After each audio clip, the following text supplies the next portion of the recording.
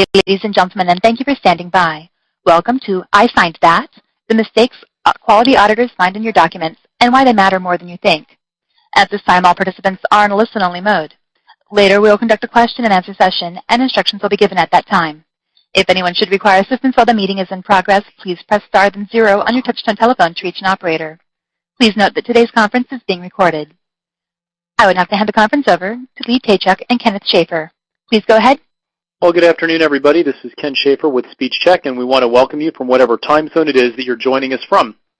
As we look on our list of attendees, we see that we have people in each of the time zones of the United States, and we actually have somebody registered from the UK, which means I have standard after lunch jokes, but they would only work in Eastern Standard Time. We want to welcome you to our webinar and just give you a brief introduction to who we are and what we're going to be covering. My name is Ken Schaefer. I'm a Vice President with SpeechCheck. SpeechCheck is a company dedicated to making sure your radiology documents say what they're supposed to say. We're a new company and a new concept, but my experience in this industry is not new. I have more than 25 years of experience in the medical transcription and documentation industry. I've spent countless hours working with radiologists to fine-tune documentation and workflow processes, analyzing and working with physicians on site. Transcribed tens of thousands, maybe hundreds of thousands of documents myself over the course of that career, and served in a variety of roles. Lee Tachuk is the president and founder of SpeechCheck, but she also owns two other companies. She owns a transcription company, and she owns a technology company that sells and services the dictation and transcription technology used in facilities like yours and also in health information management. Lee also has been a transcriptionist. She's transcribed hundreds of thousands of reports, tried to read radiologists' minds as we're on the other ends listening to through the earphones, trying to interpret what it is that they're trying to say. And we're both thrilled to be joining with you. Lee, go ahead and say hello. Hi, everyone. This is Lee Tachuk from SpeechCheck. And as Ken so nicely said, we are self-proclaimed experts in the field of radiology documentation. And one thing today, we promise not to be boring. That's right. And we're going to let you know that when we present, we like to present in person because it's a lot easier to read the audience. And the problem with webinars is, of course, we know everybody's logged in, but we don't know if they're paying attention, and we can't read you very well, so we're going to do our best to not be boring. You should also know that Lee and I today are 2 time zones apart. We're incorporated in Florida, offices in Illinois. I'm in Miami today, but Lee's actually working out of Nebraska. So if there are awkward pauses between our slides, just forgive us. We want this to be like a conversation. Lee and I will do a little bit of back and forth, but we welcome your questions at any time, and if we don't get to it in the course of the presentation, we'll pick them up at the end. So in our effort not to be boring, we want you to know what we're going to cover. You signed up for the webinar, so you should have a pretty good idea. We're going to talk about ways to track documentation errors, how we do that when we're auditing radiology documents. We're going to talk about the impact of those errors on revenue cycle and just downstream what happens when a mistake is made in a radiology document. We're going to talk specifically about some of the economic issues, and we really want to challenge you to recast your thinking to consider that an error-free document should be the end work product of every radiology process. Go ahead, Lee. Now we'll dive right into it here. And there are many different aspects of quality in radiology documents. The most obvious is the actual accuracy rating. That is the number, that is the reports minus the errors that occur in the reports, and a quantitative number. Ken will cover that much later. He's much better at the statistical end and explaining those. I handled methods. There are many different ways to look over documents and to actually score them and to put a definitive number on that quality score. I will be the one handling that later on in this presentation. One of the most important things is you have to measure something in order to know exactly where you stand and in order to make improvements. We'll cover the improvements on that as well. And with improvements in quality and efficiency come better proficiency for your radiologist. One of the things that's very important is to know the different types of documentation that we're talking about here. We're looking at self-edited reports. Radiologists read the report, dictate the report, review them themselves, sign off on them. They go to be distributed immediately. There are traditionally transcribed reports if a facility is not using voice recognition or speech recognition, and those reports are typically dictated by the radiologist, transcribed by a transcriptionist, whether it be in-house or a service, sent back to the radiologist for review and signature, signed and distributed. And then there's a hybrid solution where there's a speech recognition system being used. The radiologist dictates the report and have the option of sending it through to an editor, either, again, in-house or through a service, to be reviewed, changes made, sent back to the radiologist, and signed.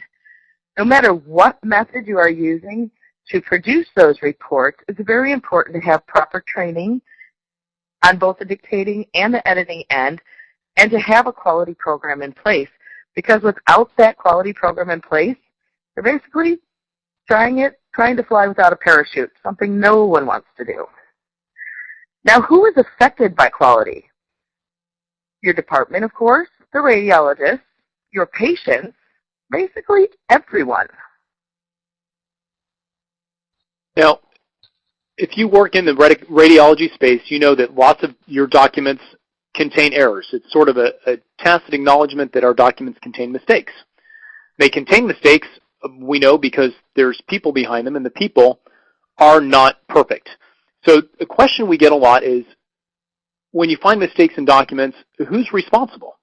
And it's a complex question to answer because depending on the documentation methodology, any one of a number of people could have had input into that mistake. If the document is transcribed by a transcriptionist or by a person and she made the mistake, you could say that it's her fault. If the documentation is produced with speech recognition and the speech recognition system misinterpreted something that the physician said, you could argue that it's the fault of the speech recognition technology. But what's pretty much accepted as law is that if the physician signs the report, no matter whose fault the error is, the physician is responsible.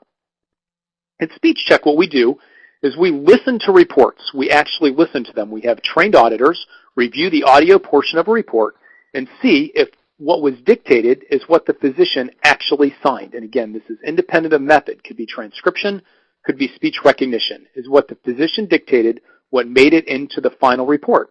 And when we find that those have errors, we score the documents. Could be 0 for a really bad report all the way up to 100%.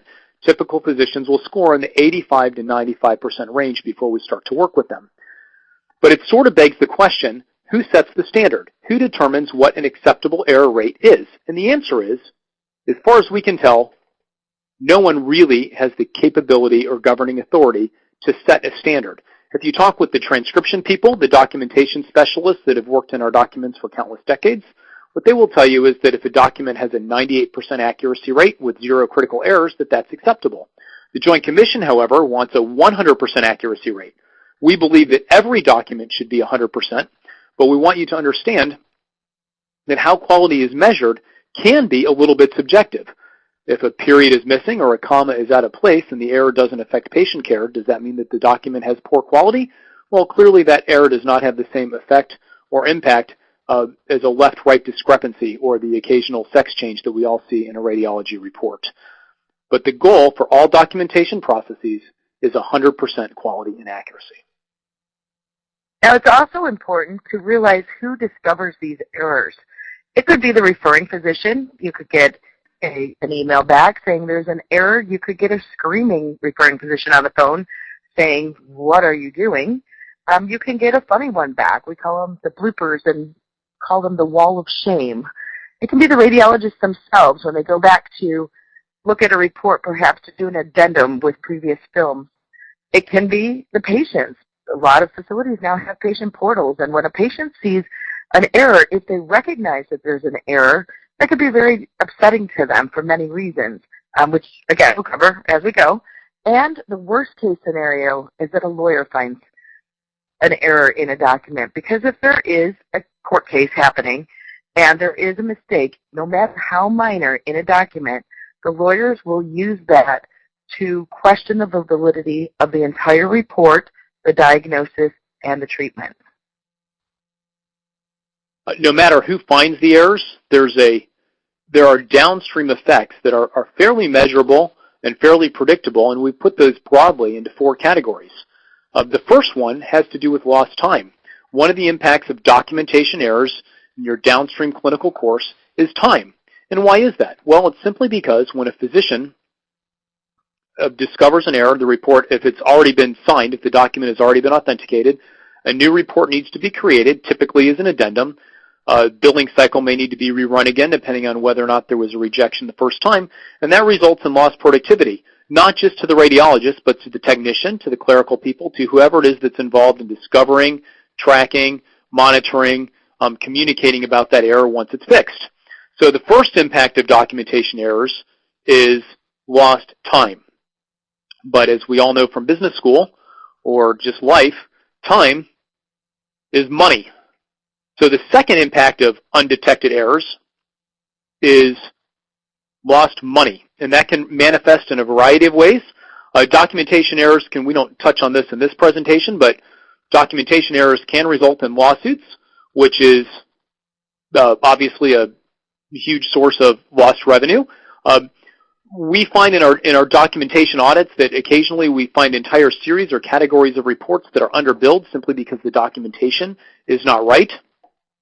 So money can be lost just because the reports weren't paid at the highest possible reimbursement. And then, of course, that leads directly into a loss of referral base. If everybody on the call has been in radiology for more than a month or 6 months, you've probably seen a referring physician, clinic, or other entity decide to stop sending patients to a department simply because the quality of the reports was not sufficient in their view. So time and money can be downstream consequences or casualties of documentation errors, and as we lose the referring base, it affects our reputation. If a referring physician sees errors in documentation, even if they're small errors, they start to wonder, can they trust anything that's in the report? If one little thing is wrong, how do they know that every major thing is right? It undermines confidence. When patients see errors in reports, it makes them less willing to continue to do business wherever the reports have been generated. And certainly our radiology colleagues and other people in the community, if given the choice between seeing a letter-perfect report and one with mistakes, would rather see one that's perfect. So we lose time, we lose money, we lose reputation. Those three are bad, but it's not even the worst. The worst is that documentation errors can impact patient safety. In radiology, the purpose of every radiology exam is really ultimately two things. It's a diagnostic course, a diagnosis, and treatment. The exam is the first step, and clinical actions or other actions are taken on the report even if the action is just to recommend for further testing, or even if the action is to do nothing else for a period of time. When documentation is incorrect, it can lead to wrong diagnosis and wrong treatment, and potentially even sentinel events. It can lead to false positives or false negatives, each one of which has its own set of disastrous consequences and emotions that flow through. It can lead to patients being lost to follow-up. So patient safety is perhaps the biggest casualty of documentation errors. But we've covered 4 broad areas in very, very broad strokes. Those would be lost time, lost money, lost reputation, and patient safety being impacted. Now, as Ken stated earlier, all documents and document errors are not created equally. Some errors, of course, are more critical than others. We have put the error categories separated into 3 different categories. The first being critical, and a critical error is something that can affect the patient, either their mortality or their morbidity. It can cause a delay in treatment, or it can cause a different treatment course. Some of those critical errors include an incorrect report on the wrong patient, incorrect demographics, incorrect order, the wrong recommendation, especially on something like a mammogram, discrepancy between the body of the report and the impression, something that will affect patient care critically. Next category is serious. And there are a lot of serious errors that can change the outcome of a report, but probably won't kill the patient. Those include extra, incorrect, or missing text or nonsense words and phrases. Some very small words are very important, as we all know, but especially in a radiology document. One of those words is no. If the word is put in, for instance, a radiologist says, and the system hears it as no, changes the course of everything. If the word no is missed and it appears to have positive findings, it could be just as serious. Those usually will be caught because it's usually something that the rest of the report doesn't agree with, and it will be caught, but it is a serious error and should not go through. Another one is an incorrect number, whether it be the value or the format, especially in a dosage or a measurement. There can be a template error. There can be either an error within the template or the wrong template used. And there can be a body part discrepancy. Wrist, elbow, knee, brain, all different body parts, but if the wrong one is put into a report, it's a very serious error. And also headings. The headings are important for a different reason. I'm going to use comparison as my example. To have a separate category for comparison is very important because if a radiologist dictates that in the body of a report, the referring physician may never see that. And, for example, patient has had 3 or 4 mammograms that show the same cyst, and it will say, as previously seen in April of 2001, 2002, 2003, 2004, but that's in the body of the report. It doesn't have a comparison heading, so the referring physician, when he goes to the impression, which is oftentimes the only thing they read, he'll see that there is this cyst-like structure in the breast. If he doesn't read the body of the report and doesn't know there were comparison studies, he might order additional follow-up that's unnecessary. So the headings can be very important.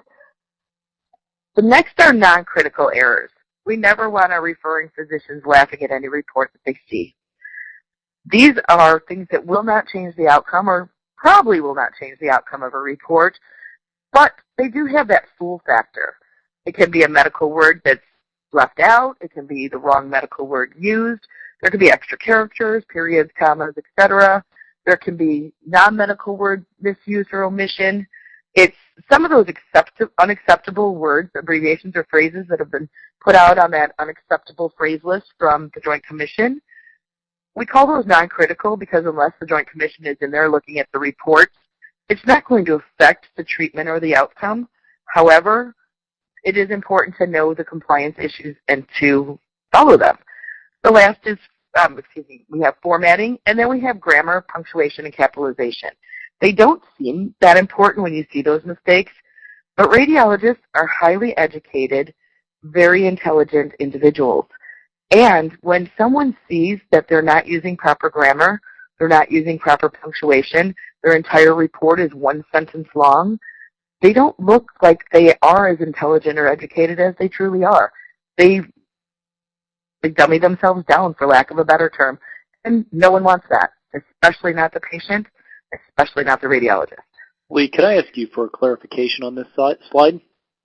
Which is, if we have abbreviations or unacceptable words and phrases, why is it that those would be non-critical instead of serious or critical?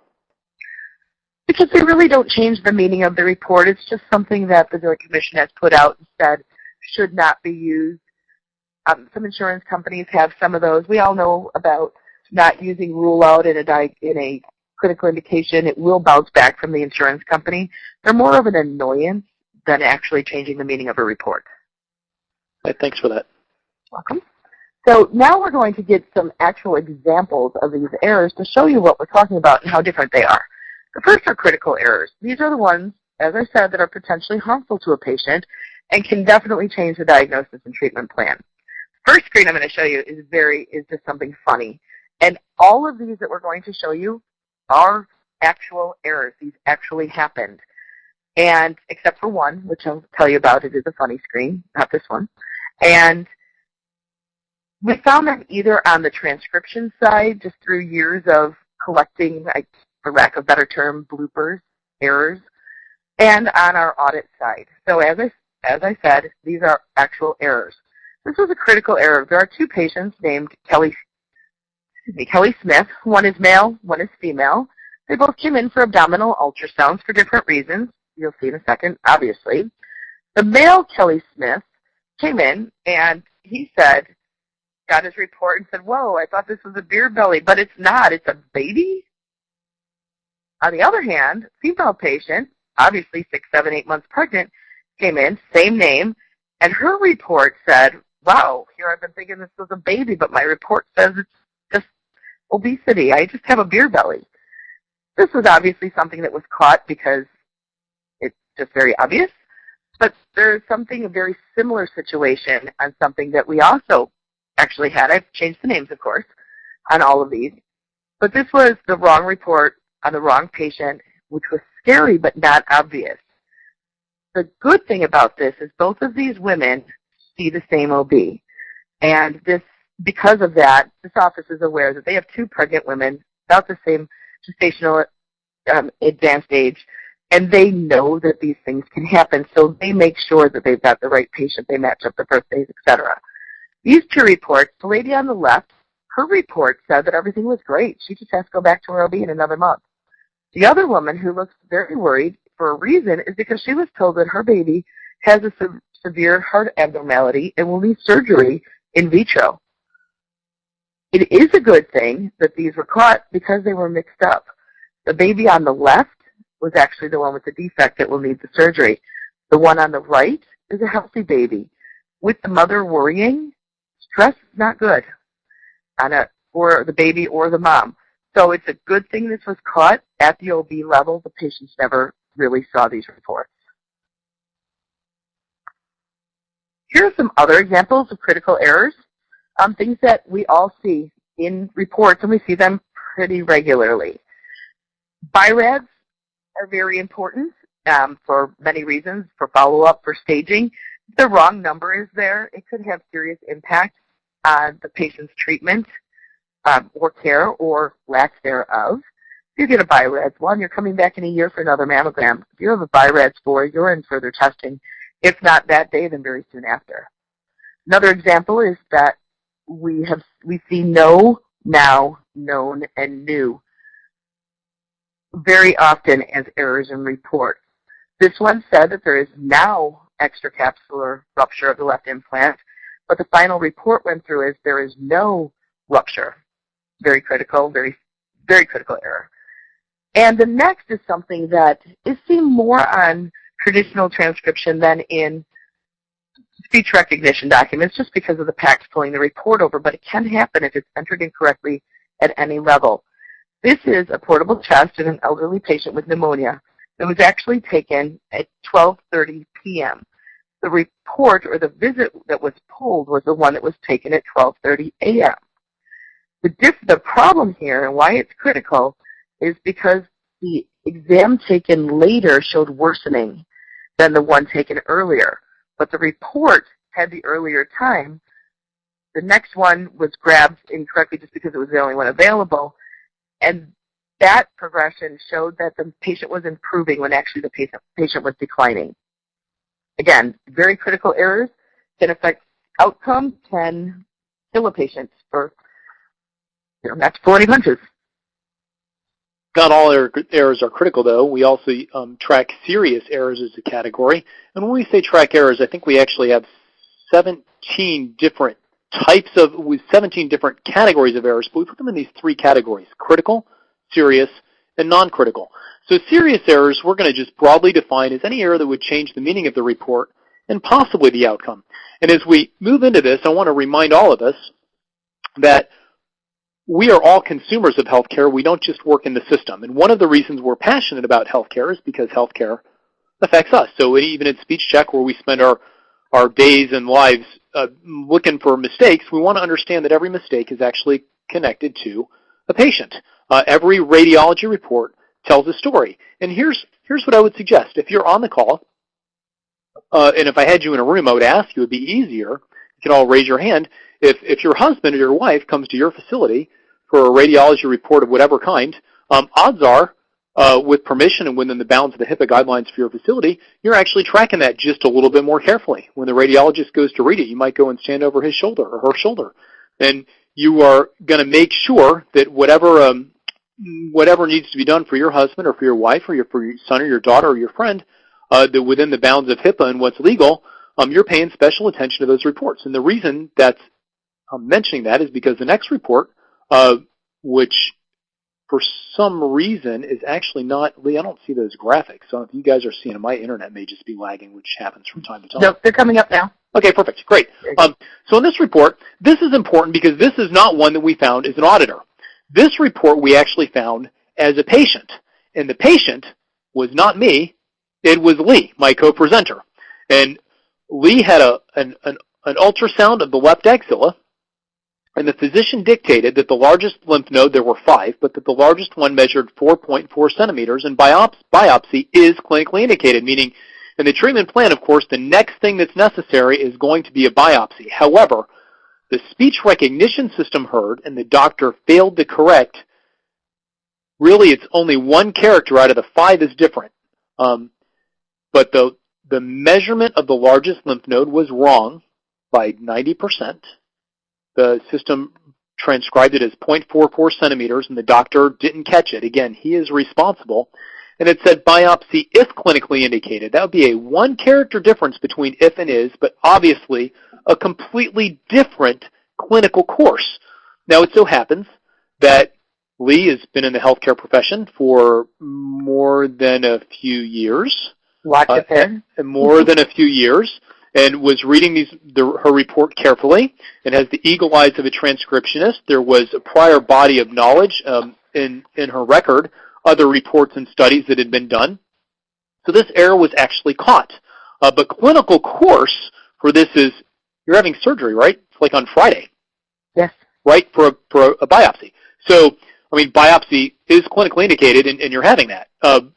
But a less experienced consumer of healthcare, or somebody with less eagle eyes, not quite as dialed in, a radiologist not quite as quick, a referring or primary care physician not paying as careful attention, might have missed this. It might have altered the clinical course. In this case, it did not, so we rate the error serious and not critical. So just a reminder that all the errors that we see are connected to a patient, and that patient has a story associated with him or with her. So just want to blaze through these are some relatively common serious errors that we see. In the first, nobody confuses an elbow and a knee, right? You don't dictate one for the other normally, but if you happen to pull up the wrong template, there could be a bunch of reasons for that. If you're using a speech recognition system, pull up the wrong template, and the measurements, whatever you're filling in there, you just don't catch that it's completely the wrong template, the error is going to be, the report won't be useful. It'll be a serious error. It's probably just going to end up getting redone. Back and neck sound more alike than you think to a speech recognition system or to a transcriptionist. Here's another one. A long tubular dilated structure is seen. A lung tubular dilated structure is seen. This is serious. It's not critical because nobody's actually going to take a clinical course based on that because it doesn't really make sense. It's not critical. It's not non-critical, but it's going to require rework. So we've looked at 4 studies. We've looked at Lee's. We've looked at these 3 other studies here. And again, as we go back to kind of our opening premise, each one of these studies takes time to redo, is costing money either in hard dollars or soft dollars, and is really a royal pain. Much better to try to get it right the first time. And then the third and final category, are non-critical errors. They're probably not going to cause harm to a patient or change the diagnosis or treatment, but they can be embarrassing or upsetting to the patient.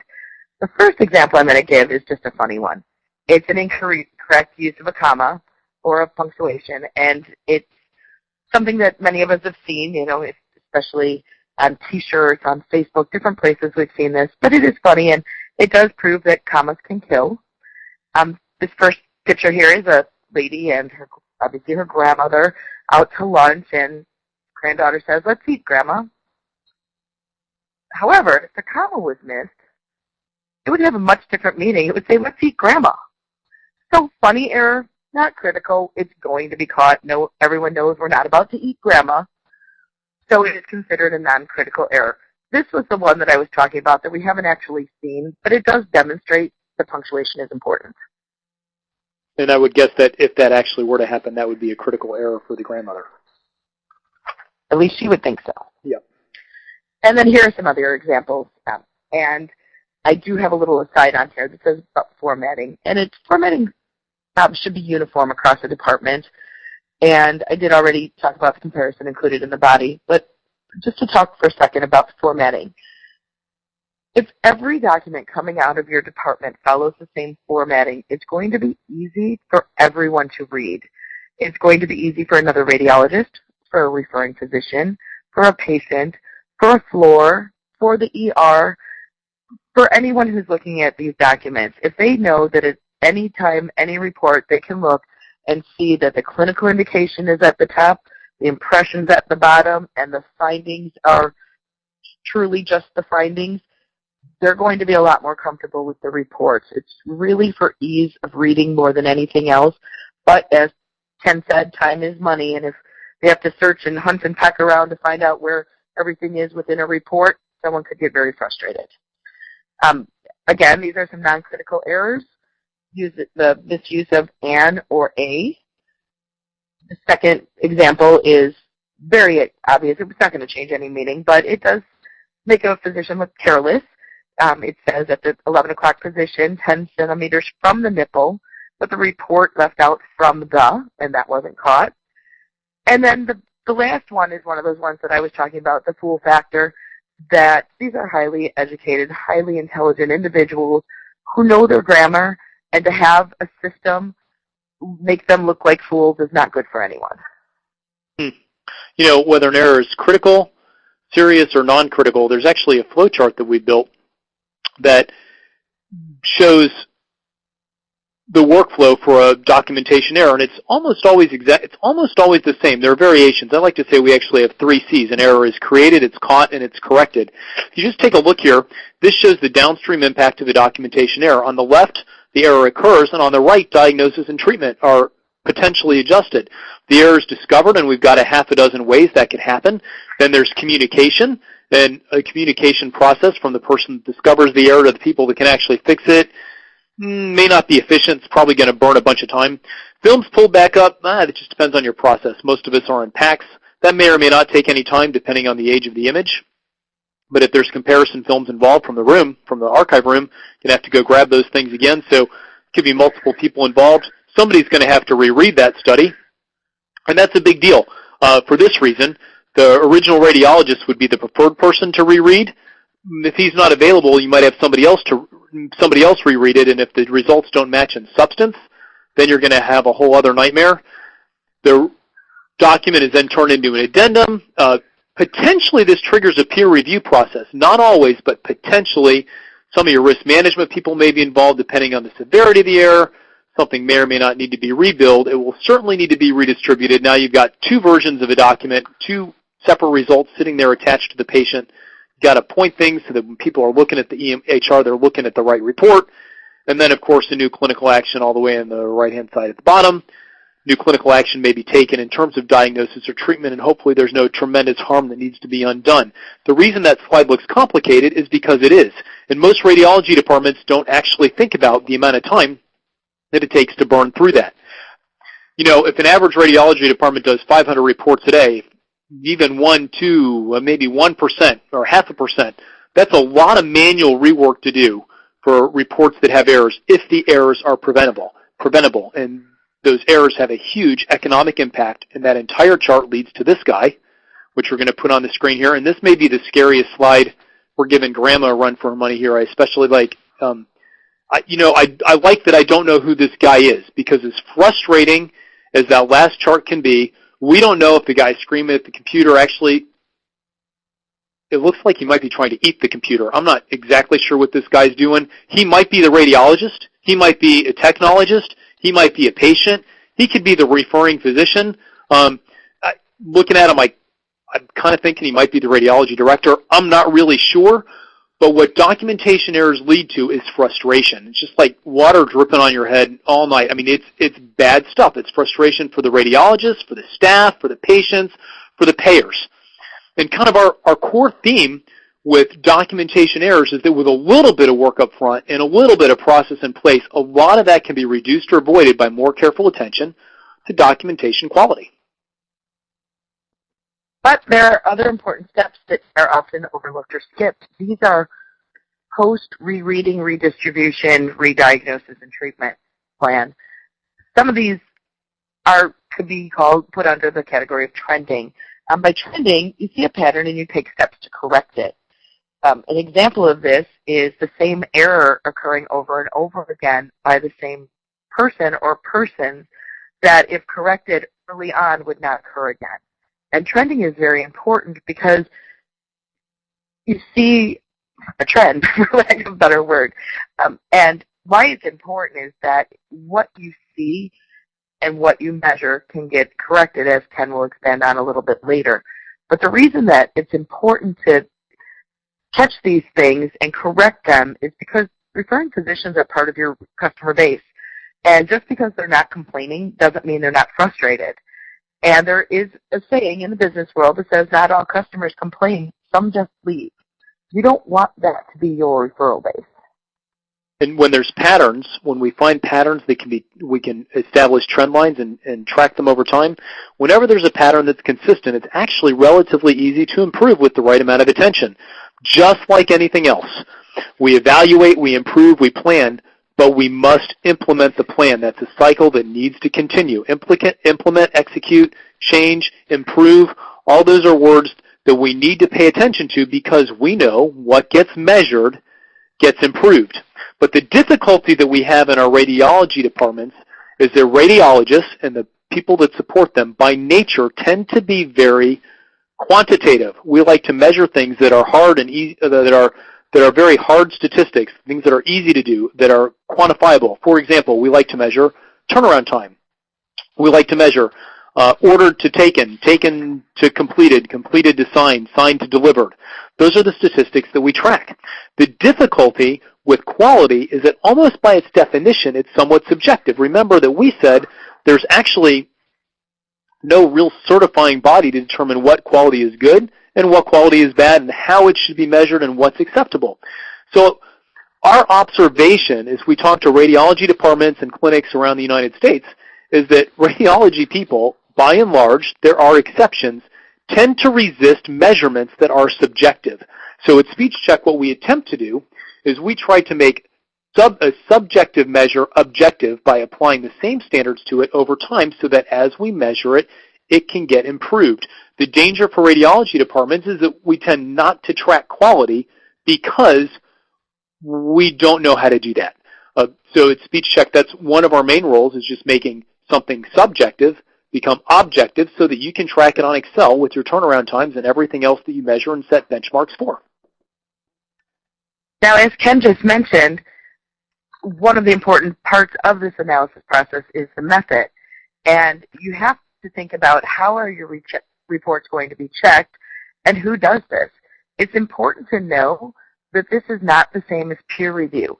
We are looking at, or you should be looking at, the documents, not the interpretation. We're going to leave that to the radiologists because that's what they've gone to school for and that's what they specialize in. We're just talking about the documents. Now, who can check these? Oh, my screen's going a little slow. Sorry about that. That would be the Nebraska. I think a lot of, I don't know if anybody else is on the call from Nebraska, but it's, here the pace is slower. Sorry about that.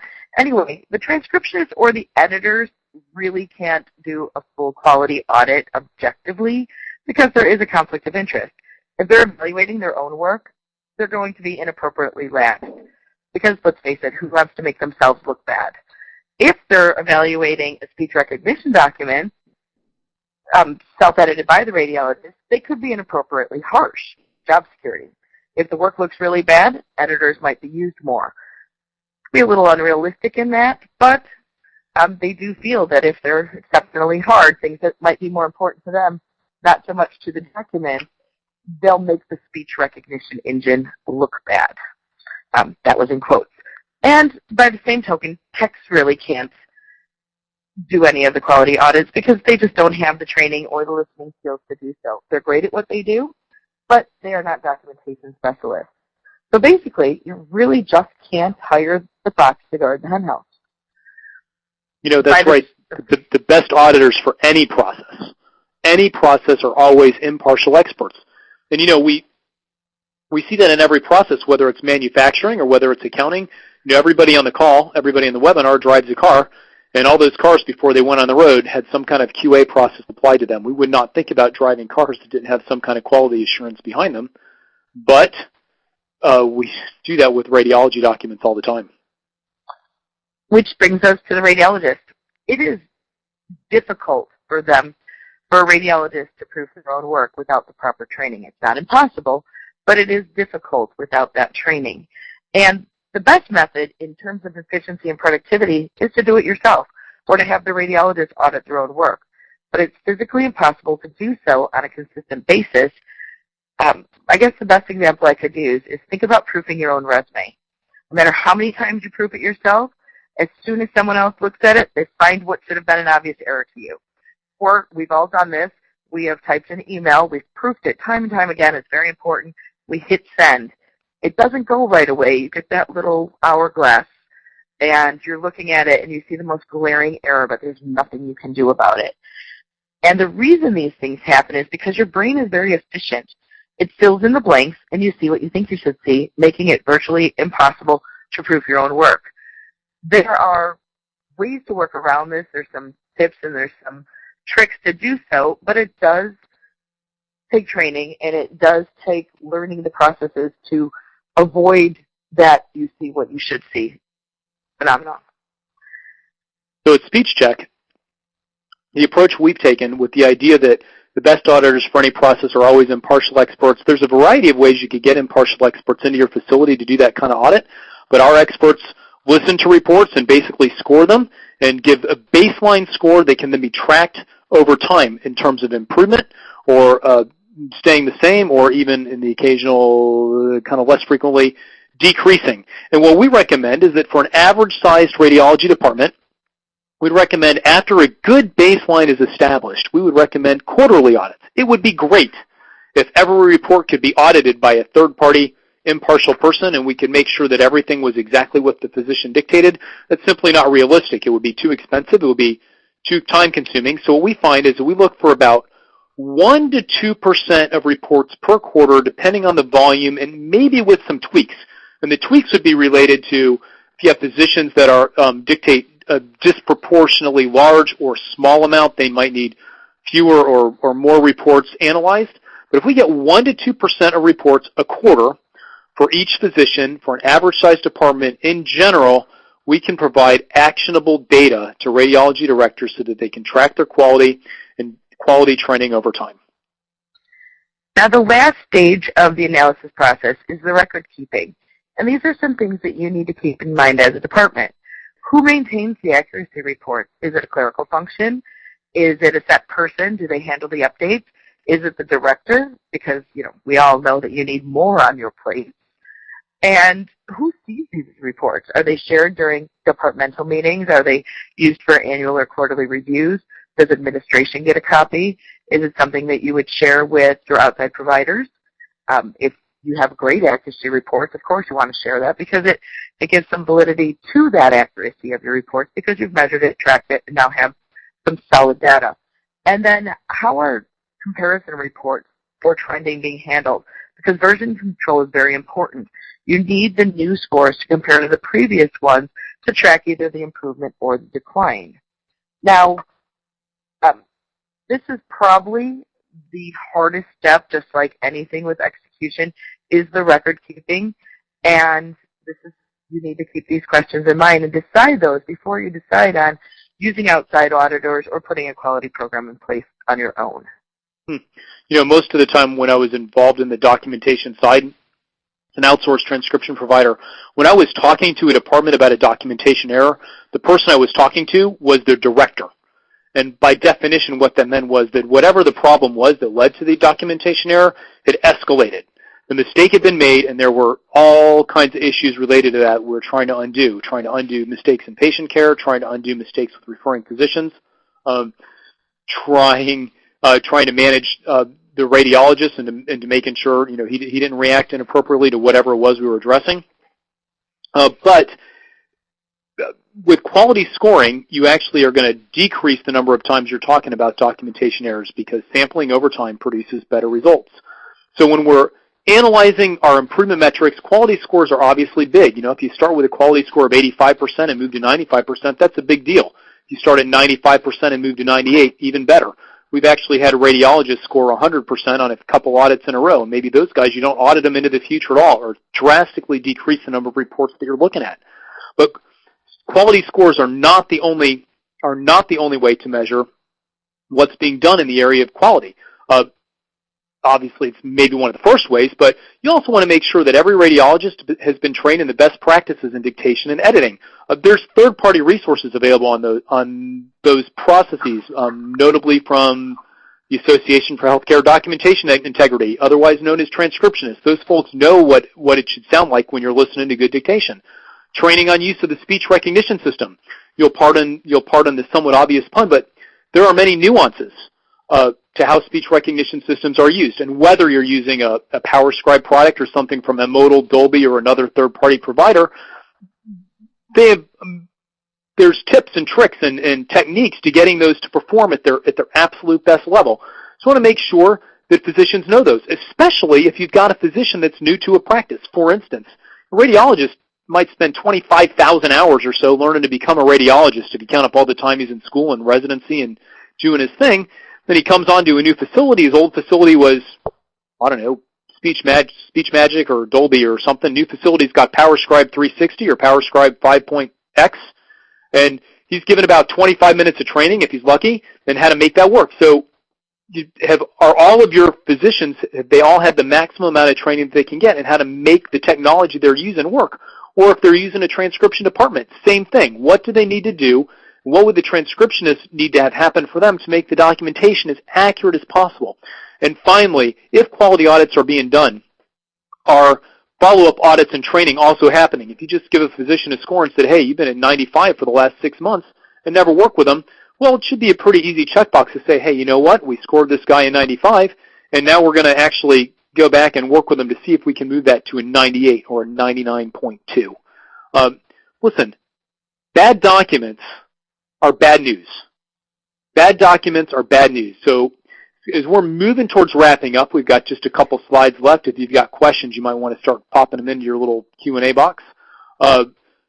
We want to just kind of give you this list of about 10 things. I'm not going to read them all, but these are things we think if you're interested in quality documentation, you might want to be tracking these in your department. You know, how many addendums are you doing that are not related to comparison films but are related to rework? Do you have quality scores? If referring physicians or patients are complaining about documentation quality, do those complaints go in a file somewhere and every quarter you look at it and see how many you got? Is that file getting fatter or thinner every quarter? Those are all things that you should know. All 10 of these things are important for different reasons, but what they have in common is that improvement in each area flows to the bottom line and increases patient safety. It can even increase your radiologist's productivity and their satisfaction because, newsflash, radiologists want their documents to be great too, right? Again, documents are the end product of our workflow process. To the degree we measure this process and measure what's going on, we can improve it. I think we've covered all the topics we said we were going to cover, and hopefully it's hard to tell because we're on a webinar, but hopefully we have not been boring. We want you to give some thought to this question. How good are your documents really? How good are your documents really? Because we've talked about the significance and the impact that errors can have. We've talked about how those errors are found and who finds them, how they should be reported. We've talked about who ultimately is accountable, which would be the radiologist when he signs that document. And we've talked a little bit about the improvement process, putting in place an improvement process that will improve the quality of your documents overall. And I'm going to give the last couple slides here over to Lee to wrap up while we're getting ready to take some questions. Okay, so at SpeechCheck, we specialize in documentation, the whole picture. We focus on quality audit, on radiologist coaching, on implementation support, on process improvement. We know documentation, and we can help your department. But we need your help, too. We're doing several of these webinars over the next several months with the AHRA and the Foundation, Education Foundation, and we are looking for ideas on topics that you want to see and learn about in the future. Our webinars need to be relevant to your department, to your career, and to documentation. So if you have any suggestions on what you'd like to see, we would welcome them. So please forward those to us as soon as you could, because we're putting them together as we speak. We also have several in-person presentations coming up. We have our AHRA Spring Conference in San Antonio. Ken will be speaking on quality and the juggling act that most directors and radiology supervisors go through, trying to juggle everything in your department at once and how you have to keep your eye on the ball, so to speak. We are also at the AHRA National Convention in Washington, D.C. This summer. And again, Ken will be speaking, different topic, little bigger topic perhaps. And we have some future webinars, as I said, and we will be inviting you all to them and hope that you'll attend. And last but not least, we want to put in a little plug here for the AHRA Education Foundation. They have many programs going on, including the newest, which is Expanding Excellence, and they need your help. Always looking for volunteers, donations, feedback, many, many, many different options. They give us many programs as members that we can attend for free. They have continuing education credits, as you can get just by taking our 20-question quiz on this webinar. And they do a lot for all of us, and I would really like to see some increased support from the members. Okay, Lee, what we're going to do right now, if you go ahead and put up the slide that says we're taking questions. We already have 4 questions, but I'm going to pause and let Karen, our professional moderator, explain the process for putting questions in, and then we'll start answering the questions we've already got. Thank you. Ladies and gentlemen on the phones, if you do have a question, you may press star followed by the number 1 key on your touch-tone telephone. If your question has been answered, or if you'd like to remove your line from the queue, you may press the pound key. You may also type the question into the Q&A box on your screen and click the submit button. And again, please press star then 1 to ask a question or type it in at this time. Thank you. Okay, we've got about 6 or 7 minutes left, and I've got about 5 questions. Lee, I'm going to take the first couple of these, and then actually I think you can see them all. So I'll just go with the first one, which is from Patricia. Based on the earlier part of the presentation, I'm not clear as to whether the Joint Commission sets a standard or certifies. Joint Commission, I would say it's fair to say they set a standard, which is the document should be error-free, but they do not certify. If that distinction makes any sense, they don't certify a document as being correct. As far as I know, I don't know that they actually.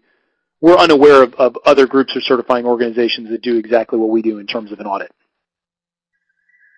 So I think that answers that question. If not, just pop another one back up. The next question I've got is, our facility is not on SpeechRec yet. Can you audit our transcriptionists? And that comes from Karen, and the answer to that question is yes, we love auditing transcriptionists, but we especially love auditing them before you do a conversion to speech recognition, for the simple reason that it lets you know what your ROI is on your speech rec system and lets you be real honest with your physicians in terms of the feedback that they're getting when they give you feedback on the system in terms of their perceived level of accuracy. Okay, Lee, I'll let you grab the next couple. Okay, this question comes from Rebecca, and it is, what is the most common error on final self-edited reports? I have to say there's actually 3 that we see most often. The first is the omission or confusion of those little words, the no, known, now, and not. Those 4, for some reason, the speech recognition systems just are not perfect at picking them up, and because they need that human interaction for editing, and they're small words, they get overlooked. Again, you see what you think you should see. The second is with numbers, and I don't care which speech recognition system you are using, you are probably going to have a problem with the numbers, and they just need to be double-checked. We see that both in dates and in measurements. We also see it in doses. However, it's important that, especially in measurements, those numbers are checked. And then the third is we see a discrepancy between the body of a report and an impression. And I can say definitively, after sitting with some radiologists, how that happens. Radiologist dictates a report. There's some positive findings. Somebody interrupts them. They come back and they say the impression, normal, CT the head. And it's because they've been interrupted. Their flow of thought has been interrupted, and now they're in a hurry probably to get somewhere else because they've been pulled somewhere else. So we do see that discrepancy there too. So those are There isn't one answer. There are three. Okay, I'm flipping through these. Some of these are repeat questions, so I'm just trying to clear them as we go through here. This is more a question with regard to what needs to be in an interpretation. Do you have a document or resource stating that it is required to provide the amount of IV contrast given to a patient for an exam? Lee, I'm going to let you take that. I'm not. I know we keep up on some of those guidelines, but I'm not sure we have that one. I'm not showing that on my screen. I'm so sorry. Okay, that's all right. It's from Stephen Alexian Brothers. Stephen, if you could just get back with us online, that's a pretty specific question. One of the things that we do when we educate physicians on site is we actually go over what changes and new requirements there might be, especially as it relates to like prohibited abbreviations, prohibited language. So if you're telling us that you're getting pushback on that, we probably have a resource to find it for you. We would work with you on that. And actually, I'm sorry, it did just appear, and I can answer. I have a document from the American College of Radiology that just says what should a radiology report look like, and what are the components that must be in each report. We do share that with our customers. I'd also be happy to share that with anyone who asks. It's a document that's out there. It's not ours. We didn't create it, but we do use it because the ACR is respected, and they do a lot of research, so they know what they're talking about. I'm kind of picking and choosing the ones that I think will be most interesting to everybody here just because we've got a fair number left in the queue and I want to be respectful of time. What percentage of reports should be audited? Ideally, it'd be 100%, but everybody would go out of business, and that would be a crazy process. So we're going to go with 1 to 2%, simply because that seems to, for most size departments, really depends on the number of reports and the number of physicians. For most departments, that's just a pretty good baseline, and we get really good data with that. I'm going to take the next one because it's something that I'm a little passionate about. It is from Theodore, and it is, why are voice corrections better than keyboard corrections? I know that we have some speech recognition vendors on the phone, and they're clapping at this one because the system cannot learn when you do a keyboard correction. The system learns your voice patterns and your voice patterns, I guess is best, based on those voice corrections. If you use a keyboard correction, the system will not learn. So voice corrections are always better. From a secondary standpoint, a voice correction leaves a footprint. It's there on the recording if someone listens to the recording without seeing the report, whereas a keyboard correction does not. And a lot of times if we have physicians who are doing keyboard corrections, they're frustrated because they say, I keep changing the same things over and over again, and the system's not learning it. It's because they're not doing it properly with the voice corrections and voice commands so that those the system can learn their voice. Okay, I think we got one more I can just get in here under the wire. What is not directly affected by documentation errors? I would say everything is affected by documentation errors. But we're documentation people, so that's the response that you would expect. You know, it's kind of a philosophical question in some ways, right? Because if a report is, here's kind of our position. If a report is wrong, you might as well not have it. It's going to steer people down the wrong course for care, for treatment, diagnosis, everything.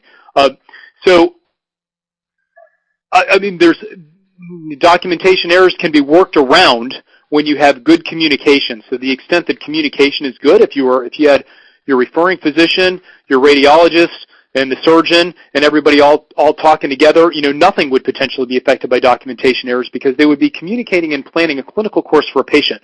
The most interesting medicine I've ever seen practiced personally, I've been doing this for 25 years, was when I watched an interventional radiologist speak with a surgeon in a reading room, and for like 10 minutes they were looking at a PACS image and trying to plot different ways they could do what apparently was going to be a very uncommon and complex surgery. Won't matter if that guy has errors in his documentation because the surgical and clinical course has been set by the two guys that need to run it.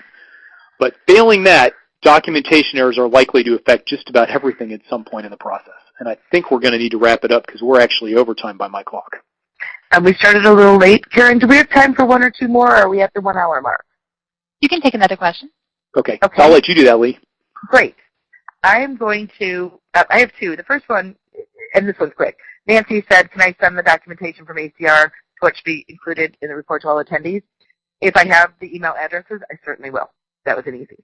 The second one is, what are the most common complaints of radiologists who use speech recognition? We talk to a lot of radiologists, both pre-SpeechCheck and now within SpeechCheck. with ones that are going to speech recognition, ones that have used it. The most common complaints are that they don't have time to review their documents. What we do is we come in and we show them how we can up their productivity by using templates and by using autocorrect text so that they have more time to review their documents that have positive findings. They also say that the system doesn't learn, and they're frustrated by that. And some of the things that they need to know is that it's not an instant change, that the systems update overnight, just like a lot of systems, banks, credit unions, colleges with grades. They don't happen instantaneously, and I think they don't know that from the beginning, so they don't understand that. And then the third is that they just don't want to bother, that they don't have time to set it all up. The truth is, it's like anything else. If you have the proper training up front, you save time later on. The speech recognition vendors do a phenomenal job on training the departments and the radiologists on the mechanics of their system and how to set things up and how to make the machine run, so to speak. What we do is we come in and we train them on the human aspect, the how to actually use it and to fill in those details that either they didn't hear the first time or that weren't covered just for lack of time. Like so many other industries, I'm going to use Salesforce.com as an example. Great product, great training, but there are consultants out there that can enhance the use, increase the efficiency, and just by doing that, increase productivity. That is what we do at SpeechCheck. We can help with the accuracy, the efficiency, the proficiency, and the productivity. Yep. You know, and we love the fact that some facilities use us, but we're passionate about quality of documentation no matter the process. We think that every facility that's dealing with medical records should have that kind of process in place just to make sure that clinical care is impacted as minimally as possible, reimbursement is maximized. I actually have a meeting tomorrow, Friday afternoon, with a radiologist that they say they have in place in their facility a process similar to this, and we want to learn from them. We're quality ambassadors more than anything. So if you want to hear more from us or see us, or we'd love emails, we'd love questions. We're going to be in San Antonio, so if you're going to be there for the Fiesta on the Riverwalk, we'd love to see you. I'll be presenting, I think I'm the second to last slot on the last day, so like 3:30, 4:30 on Thursday. We'll also be in Washington, D.C. AHRA is a fun convention. You don't want to miss it, and we certainly won't miss it, and we'll look forward to seeing you there.